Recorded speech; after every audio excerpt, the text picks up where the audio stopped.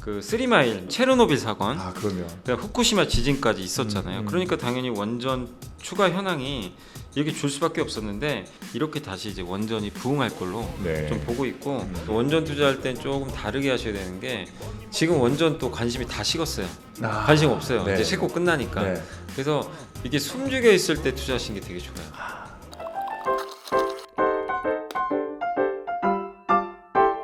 지식 갈증에 허덕이는 여러분의 갈증을 저희가 한 잔으로 해결해 드리겠습니다. 어서 오세요. 경제살롱의 진행자 배우 박재민입니다. 오늘도 주식 이야기 나눠보겠습니다. 염블리의 주주클럽 LS증권의 염승환 이사님 모셨습니다. 어서 오세요. 네, 안녕하세요. 안녕하세요. 지난주에 이어서 금투세로 얘기 또 해볼까요? 자, 오늘은 굉장히 또 반가운 소식의 중심에 있는 주식 분야가 되겠습니다. 바로 원전 기술이 되겠습니다. 이 원전에 대한 관심이 대내외적으로 굉장히 뜨겁습니다. 특히나 한국은 최근에 이 체코에서 이 프랑스를 물리치고 수주를 따냈다는 소식이 들려오면서 정말 많은 분들이 반가워했거든요. 이 체코 수주 관련 내용부터 한번 좀 설명을 해주시죠. 네, 일단 이제 체코 두코바니 원전 2기를 따냈는데 이게 이제 24조 원 정도 되는 규모라고 좀 보시면 좋겠고 이거를 이제 우리나라가 다 하는 거예요. 이제 공사부터 뭐 설계도 하고 다 이제 우리가 이제 건설을 해서 제공을 하는 건데 이게 어쨌든 미국, 프랑스랑 이제 대결 끝에 우리가 이제 이겨냈고. 이 아랍에미리트 바라카 원전 아마 기억하실 거예요. 예전에 이제 이명박 대통령 시절에 그때 수주를 따낸 이후로 어쨌든 지금 거의 15년 지난 것 같아요. 15년 만에 해외에서 원전을 드디어 좀 따낸. 근데 이게 의미가 있는 게 유럽 본고장이잖아요. 그렇죠. 유럽에 들어가서 그것도 프랑스는 정말 원전 강국이거든요. 그럼요. 이거를 만장일치로 제끼고 이겨버렸어요. 만장일치. 체코에서 만장일치로 그냥 이제 위원들이 투표를 할 거 아니에요.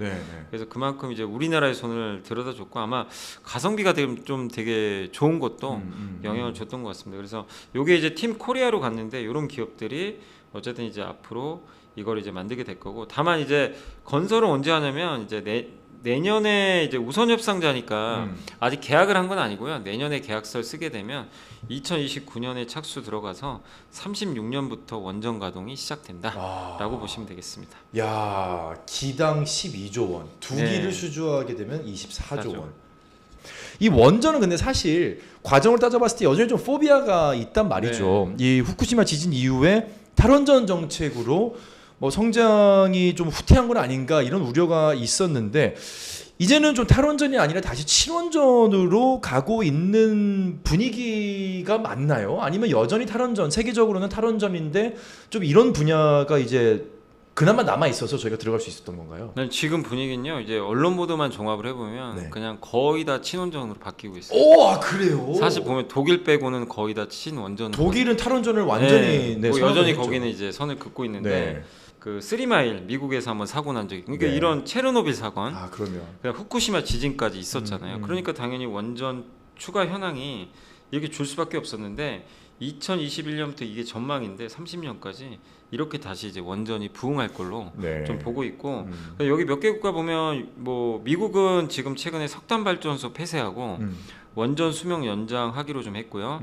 브뤼셀 원자력 정상회의에서 이건 유럽에서 결정한 겁니다.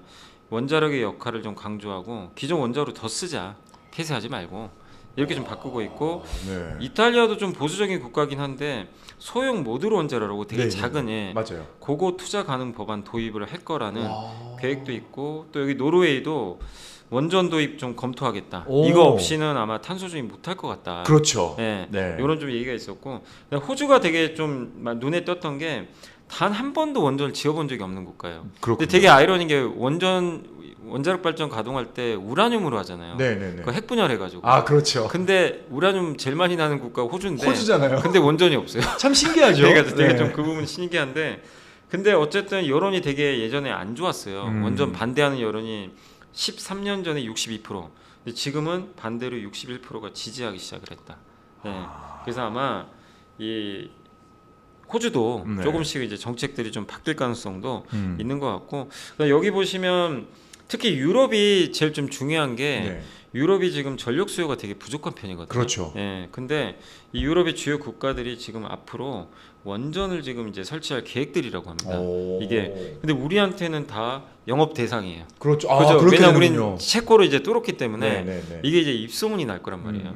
그래서 보면 영국도 있고 네덜란드, 슬로베니아, 튀르키예, 폴란드, 슬로바키아, 핀란드, 스웨덴 이런 이제 국가들이 지금 다 어느 정도 계획들을 좀 갖고 있는데 이 우리 한국의 이제 한수원 사장은 스웨덴, 이탈리아가 지금 탈원전을 폐기하고 있고 근데 그 중에 스웨덴, 핀란드, 네덜란드, 슬로베니아 같은 국가에서 우리가 한번 수주 따낼 수 있지 않을까 이렇게 좀 보고 있습니다. 그래서 친원전으로 독일을 빼고는 많은 국가들이 지금 원전 쪽으로 돌아서고 있기 때문에 네. 한국한테는 기회고 그 원전을 지을 수 있는 나라가 거의 없어요. 많지 않죠. 경쟁이 치열하지가 않아요. 네, 네. 일단 유럽에선 거의 프랑스 말고는 프랑스. 예. 그다음에 미국은 사실은요 원천 기술만 있지 공사 능력이 떨어져요. 사실 기술이 많이 낙후됐어요. 네, 굉장히 낙후됐어요. 그래서 이번에도 체코 그 1차에서 그냥 떨어진 거예요. 야, 뭐 미국이 신청서를 냈다고? 야, 이게 웬일이야? 네. 이런 느낌이었어요. 그리고 이제 중국과 러시아는 아무래도 지정학적 리스크 때문에 좀 안 쓸 가능성이 높아요. 그래서 그렇죠. 굉장히 지금 환경도 이제 제가 봤을 땐 프랑스랑 한국이 계속 싸울 것 좀 같아요. 유리하군요. 예, 우리에게. 둘이 그냥 계속 싸우는. 네. 그래서 이런 부분도 우리한테 상당한 좀 기회가 되지 않을까 이렇게 보고 있습니다. 야, 사실은 뭐 이게 사고가 났을 때 이 피해가 워낙 크다 보니까 좀 포비아가 있었는데 최근에는 사실 그런 사고도 견딜 수 있는 기술력을 점점 이제 발전을 시키면서 오히려 탈원전에서 다시 효율성이 극대화되어 있는 에너지원인 원전으로 좀 전환을 하는 게 아닌가 하는 생각이 좀 듭니다. 이 대한민국도 사실 이번 정권 들어서 윤석열 정부 들어서 친원전 정책으로 기조를 완전히 또 발표를 하기도 했고요. 방향을 완전히 바꿨는데 이런 것과 관련된 정책들도 좀 나오고 있나요? 일단 이제 윤석열 정부에서는 지금 이제 친원전으로 완전히 방향을 좀 네. 잡았고 그리고 원자력 에너지 연구 개발에 앞으로 4조 원 정도 투자하겠다고 약속도 했고요. 현재 25개 원전을 운영 중이고 5개 건설 중인데 앞으로 대형 이제 그 원전을 3기를 더 짓고 소형 모듈 원자로 요거를 한 기를 이제 짓는 전력 수급 기본 계획을 네. 또 발표를 했습니다. 그래서 앞으로 우리나라에 또 반도체 기업들도 많으니까 전력 수요가 되게 많거든요. 근데 그런 걸 이제 충당하기 위해서라도 원전을 어쨌든 앞으로 계속 늘리겠다. 그래서 원전 비중이 지금 30.7%인데 요거를 35.6%까지 어쨌든 이제 올리는 쪽이고 계속 원자력 발전을 이용을 해서 전력 수요를 좀 충당을 하겠다. 이게 정부의 기본적인 어쨌든 이번 좀 방침이기 때문에 여러분들이 뭐 또 정권이 바뀌면 또 바뀔 수도 있어요. 네, 예, 그렇지만 네. 어쨌든 지금 이 정부 하에서는 원전에 대해서는 굉장히 좀 적극적인 이것뿐만 아니라 해외 수출도 좀 많이 하려고 하니까 맞아요. 굉장히 좀 원전에 우호적이다라고 보시면 좋을 것 같습니다. 네. 근데 사실 이 원전을 얘기하면 많은 분들이 좀 궁금해하시는 게 아까도 있었지만 이 탄소 중립을 위해서 원전이 필요하다. 그렇다면 원자력 발전은 친환경 에너지인가 아닌가? 유럽에서는 친환경 에너지로 일단 잡아놨어요. 그렇게 얘기가 돼 왜냐하면 있죠. 그 텍소놈이라고 네. 이게 뭐냐면 이제 녹색 분류 체계인데 여기에 천연가스도 사실 넣어버렸어요. 그렇죠. 천연가스는 화석 연료긴 한데도 그러니까요. 근데 이제 탄소 배출이 적기 때문에 음. 근데 보면 이게 그 온실가스 방출량이에요. 이 그래프를 보면 역시 석탄이 압도적으로 많죠. 너무 많은데 원자력이 여기 있습니다. 풍력과 거의 비슷해요. 그렇죠. 그러니까 신재생 에너지랑 거의 지금 온실가스 배출이 오히려 태양광보다 더 낮아요. 오. 네, 온실가스 배출량이. 그러네요. 근데 아예 탄소 배출이 없는 건 없어요. 네, 조금이라도 나오긴 하는데 원전은 그런 것만 봤을 때는 이 배출량이 워낙 낮기 때문에 친환경 그 발전이라고 좀 보시면 좋겠고 그리고 유엔 기후 변화 회의, 유엔 기후 변화 협약 뭐 이런 당사국 총회라고 하는데 이걸 COP라고 하는데요. 네. 여기 28번째 세션이 되게 중요한 게 여기서 그 모든 종류의 화석 연료에서 이제 벗어나야 된다고 합의를 했어요. 네. 그러니까 이제 앞으로 화석 연료를 줄이자. 근데 그 방안 중에 하나가 원전을 3배나 늘리자. 이런 좀 방안들이 이번에 들어가 있었기 때문에 여기에 이제 미국도 들어가 있고 우리나라도 들어가 있죠. 이런 국가들이 이번에 여기 참가를 했거든요. 네. 그래서 원자력 발전에 대해서는 앞으로 많은 이제 국가들이 어떻게 보면 이제 친환경 에너지로 분류를 해서 지금 계속해서 투자할 가능성이 높아졌다라고 보시면 되겠습니다. 어쨌거나 대한민국은 원전 강국입니다. 강국이고 기술력을 뭐 집대성할 수 있는 몇 안 되는 국가 중에 하나인데 이 한국의 원전 이 강한 이유가 뭘까? 이거 언제부터 이렇게 강했을까? 우리나라 원전이 사실 옛날에는 이제 그 미국에서 받았죠, 기술을. 기술을 받았죠. 네, 받아서 이제 그때 도입을 해서 국산화 시켰는데 확실히 우리나라 그런 거 되게 잘하는 것 같아요. 기술 이전 받아서. 네, 근데 이제 지금은 다 국산화 끝났어요. 끝났기 때문에 이번에 체코에 가는 것도 이제 순수 우리 기술로 네. 가는 건데 일단 우리는 국내 원전 31기나 지어본 노하우가 있고요. 가격 매력이 좀 높아요. 그렇죠. 그래서 여기 밑에 보면 건설단가 보이시죠? 한국의 이번 체코 두코바니 건설 단가가 킬로와트당 8,500달러 정도 되거든요. 네, 네. 미국이 보글에 지은 그 건설 단가가 얼마냐면 15,000달러가 넘어요. 와, 거의 두 배. 가까이. 프랑스는 12,000. 어. 네. 근데 또 한 가지가 있어요. 우리는 가격도 싼데 빨리 만들어져요. 그렇군요. 이게 중요해요. 뭐 어떻게 납기를 맞춰줘야 돼요. 근데 약간 방산 느낌 나죠. 그러네요. 방산 우리가 빨리 주잖아요. 그렇죠. 네, 약간 이제 그런 느낌인데 미국, 프랑스는 원전 건설 기간이 기본 14년이 넘어요. 네. 근데 한국은 8, 9년 정도. 바카라 이번 아랍에미리트 지은 거 있죠. 네, 네. 그게 그 정도였고, 그러니까 이걸 누구나 인정해요. 야, 한국은 어쨌든 맡기면 빨리 건설해준다. 안전하면서. 네. 그리고 이렇게 오래 걸리잖아요. 비용이 기하급수적으로 늘어나요. 건설 건설기가 이제 늘어나면. 그러니까 이제 초과 비용이 초과 비용이 발생해요. 그러면 그 국가도 부담되는 거죠. 그럼요. 네, 그럴 수밖에 없는 거죠. 당장 에너지도 부족해가지고 네. 이걸 짓자고 했는데 돈까지 더 써야 네. 돼. 근데 더 놀라운 국가는 사실 인도입니다. 왜요? 인도가 제일 원전 건설 비용이 제일 낮다고 하더라고요. 인도도 기술력이 있군요. 네, 근데 수출까지는 안 하는 것 같은데 네. 그 다음에 이제 중국이 좀 높고, 근데 우리나라가 한 여기 5위 정도에 지금 네, 포진해 네, 있죠. 네. 근데 어쨌든 한국은 결국 해외에서 중국과 그렇게 경쟁할 일은 많지는 않을 것 같아요. 그렇기 때문에 주요 미국과 프랑스랑 경쟁에서 확실히 우위가 좀 있고, 그 다음에 이게 아까 말씀드린 미국의 보글 원전이에요. 네. 이게 원래 언제 지어졌어야 되냐면은 이게 지금 이번에 지어졌는데 2016년에 지어졌어야 돼요. 작년에 지어졌어요. 그러면 무려 한 7년 7년이 정도가... 연기된 거예요. 와. 7년 동안 에너지가 부족했던 거야? 네. 그래서 예산이 170억 달러 초과 20조가 더 나온 거죠. 어마어마한 돈이 이제 더 오버런 된 거예요. 아니 저 정도면 저 원전 저 수주한 회사가 뭐 배상해줘야 되는 거 아니에요? 글쎄요. 그러니까 어쨌든 미국은 그만큼 지금 너무 오래 걸려버렸어요. 그렇군요. 근데 프랑스도 만만치 않아요. 영국의 흰 키 포인트 C라고 여기 적어놨는데 이게 2017년 완공해야 되거든요. 네. 더 충격적인 건 31년에 완공으로 바꿔놨어요. 아이고야. 안 돼요. 14년. 그리고 금액이 2배 는 거 보이시죠? 야 저렇게 하면 네. 이 심사위원단이 있었을 거 아니에요. 네. 수주를 하는 데 있어서 심사위원단이 정말 뒤통수 빵 맞은 느낌이 나겠네요. 그러니까 이런 걸 보면 확실히 한국 걸 선택하기가 할 수밖에 없는 그런 구조일 수밖에. 네. 그러니까 이들의 납기일이 너무 떨어져요. 음. 그러면 당연히 유럽의 많은 국가들이 이걸 모를 리는 없잖아요. 네. 그래서 저는 이 원전 르네상스가 지금 오고 있는데 여기서 어. 우리가 무기처럼 약간 원전도 그 비슷한 지금 모습이 나오지 않을까, 그렇죠. 그렇게 생각을 하고 있어요. 사실 방산이 비슷하지 않습니까? 미국에서 기술 이전 받아서 네, 맞아요. 국산화 시켜서 엄청난 물량 공세, 납기를 맞추는 그리고 가격 경쟁력이 있는 모습으로 세계의 판도를 바꾸고 있는데 원전 기술 또한 그러지 않을까? 방금 말씀하신 것처럼 비슷하다는 느낌이 있는데 이 원전 르네상스 방금 표현해 주셨잖아요. 이건 뭐 어떤 내용인가요? 이게 르네상스가 옛날 유럽의 문화 부흥기를 의미하잖아요. 그러니까 네. 원전이 다시 부활한다. 이렇게 좀 생각하시면 되겠고, 그래서 2050년에 2,000조 정도 되는 시장이 될 것 같고 글로벌 전체 17% 정도 공급을 할 것 같고, 그리고 원전 200기를 질 거래요 앞으로. 어마어마한 거죠. 미국이? 아니 미국에서 지금 계획은 200기? 200기 정도까지는 아마 지을 가능성이 있다. 와 잠깐만, 아까 만약에 저희가 12조였잖아요 한 대당. 아까 뭐 그 어마어마한 사례긴 거네. 하지만 만약에 그 가격이 적용이 된다면 와 2,400조? 거의 우리나라 1년 예산이죠. 와 대단하다. 어마어마한 돈이죠 사실. 와. 네.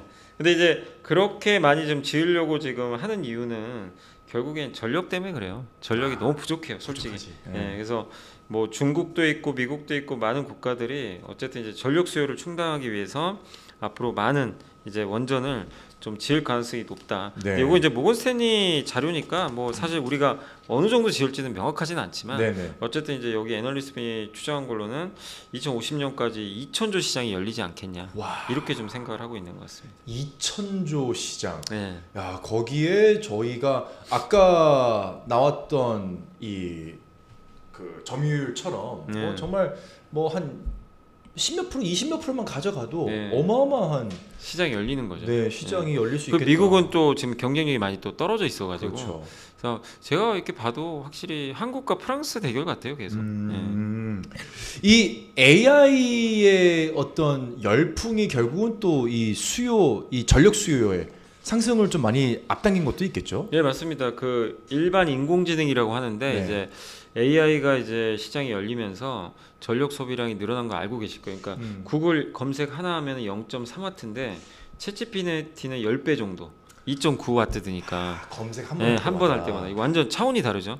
그만큼 많이 좀 필요하고 원전이 좀 좋은 점이 데이터 센터를 현장에 배치하고 외부에 연결할 필요 없이 굉장히 이제 중단 없이 전력 공급을 할 수 있다고 하고요. 아마존은 실제로 원전 부지 옆에다가 데이터 센터 하나를 인수한 것 같더라고요. 아, 그래요? 예, 왜냐면 이제 전력을 바로 공급할 수가 있거든요. 아, 와. 예, 그래서 송배전 비용이 사실상 많이 줄어드는 거죠. 그렇죠. 예, 그리고 여기 보면 주요 빅테크들이 근데 이런 시장을 이끄는 건 빅테크인데 빅테크들이 다 뭐하죠?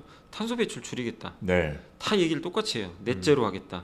그런데 신재생만으로 못하니까 원전도 같이 갈 수밖에 없는 그런 분위기다. 그러니까 이게 미국에서는 빅테크가 이런 이 탄소 배출에 굉장히 적극적이어서 원전 수요에도 상당히 우호적이지 않을까 네. 이렇게 생각하고 있습니다. 야, 이 원전 관련 주식들에게는 좀 좋은 소식들이 좀 줄줄이 네. 있네요. 그러면 한번 얘기를 해보죠. 제가 원전 관련 밸류체인의 한 주로 두산의 저기 에너빌리티를 좀 갖고 있었거든요. 제일 유명하긴 하죠. 네, 좀 고점에 들어갔던 걸까요? 저는 뺐습니다. 그런데 이 밸류체인들 한번 좀 소개를 부탁드릴게요. 네, 그러니까 워낙 좀 생소한 맞아요, 분야다 맞아요. 보니까. 그러니까 원전은 처음에 설계해야 되잖아요. 네. 설계하는 게 우리나라 공기업이에요. 한전 이제 자회사인데 한전 기술. 설계부터 합니다. 그리고 그 설계한 걸 가지고 주 기기를 만들고 원자로 같은 거 있죠. 그거 만드는 회사가 이제 두산 에너빌리티. 네. 요게 있고 그다음에 원전 또 계측을 해야 돼요. 우진. 예, 그래서 우진 있고 원전 또 일상적인 정비하는 거. 네. 그러니까 이 설계하는 업체나 주기기 만드는 업체는 원전 수주하고 초기에 매출이 좀 잡히겠죠. 왜냐하면 이제 계약을 맺고 네, 만들어야 네. 되니까. 근데 정비하는 회사가 제일 늦죠. 그렇죠. 이게 만들어져야지 뭐 그렇죠. 매출이 나올 거 아니에요. 그리고 시간이 좀 지나서 고칠 게 생겨야 되니까. 예. 근데 오히려 이제 정비하는 회사는 원전이 앞으로 많이 지어지면은 네. 먹거리가 끝도 없어요. 계속 매년 정기 점검 해줘야 되거든요. 네. 그러면 원전이 보통 60년 써요. 그럼 60년 동안 매출 계속 나오는 거예요. 와, 그렇구나. 예, 그러니까 원전이 많이 지어지면 후행적으로 네. 이런 정비 회사는 또 되게 좋다. 그 대표 회사가 한전 KPS, 이제 한국전력 자회사인데 네. 여기가 우리나라 웬만한 발전소들 다 정비해 주는 회사입니다. 그래서 화력 발전도 하고 다 해요. 그렇군요. 예, 그래서 원전 유지 보수하고 원전 이제 여기 원전 이제 안쪽에 보면 이제 뭐 원전 방사능 같은 게 유출되면 안 되잖아요. 네. 그런 것도 이제 막아주는 보호할 수 있는 그런 기자재 만드는 회사가 BHI라는 회사가 있고 원전 이제 화재 사고 나면 안 되니까 네. 방화제 만드는 게 HRS 이런 기업들이 있어요. 근데 이 기업들이 이제 무조건 다 원전만 하는 건 아니에요. 다른 사업도 섞어 있긴 하지만 네네. 이런 원전과 관련된 밸류를 갖고 있으니까 한번 여러분들이 공부해 보시는 것도 좋을 것 같습니다. 네. 아마도 이 영상을 본 많은 분들께서 원전 투자를 좀 관심 가져야겠다 하실 것 같은데 좀 투자에 주의할 점이 있겠죠. 제가 모르긴 몰라도 이건 알 것 같아요. 시간이 오래 걸린다는 맞아. 점을 주의해야 될 것 같아요. 그래서 원전 투자할 땐 조금 다르게 하셔야 되는 게 지금 원전 또 관심이 다 식었어요. 관심 없어요. 네. 이제 싣고 끝나니까. 네. 그래서 이게 숨죽여 있을 때 투자하시는 게 되게 좋아요. 관심이 아무도 없을 네, 때 그럼 네. 주가 그랬다가 다시 이제 유럽이나 어디서 원전 수주 얘기가 또 나와요. 그 뉴스 나오고 가능성 있다. 그럼 네. 이제 주가 급등하거든요. 오. 그때 일부를 좀 덜어내시고. 아하. 왜 그렇게 좀 일부 너무 중장기 투자를 하면 안 되냐면 네. 실적 반영이 너무 오래 걸려요. 그러니까 아까 말씀드렸지만 여기도 나와 있지만 원전 건설하는데요. 사업 준비만 5년 걸리고 건설 또 준비 2년. 2년. 시공이 7년이에요.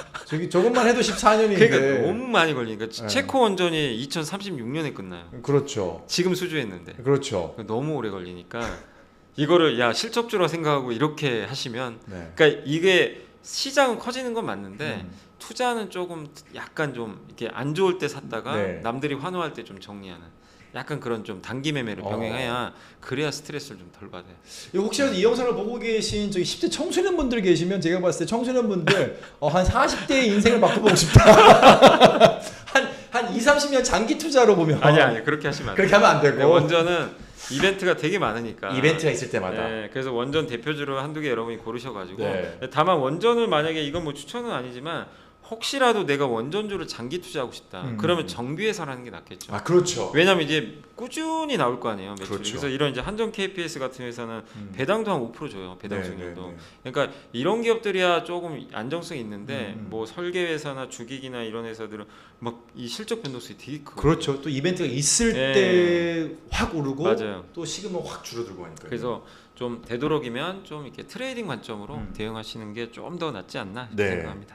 와, 뭐 저희가 주주클럽에서 정말 다양한 이야기를 나눠봤지만 원전 또한 굉장히 좀 기대가 된다라는 말씀을 전해드리면서 오늘 이사님과는 여기서 인사 나눠야 될 것 같습니다. 원전만큼 화끈한 또 뜨거운 에너지가 넘치는 하루가 되시길 바라겠습니다. 이사님 감사합니다. 감사합니다.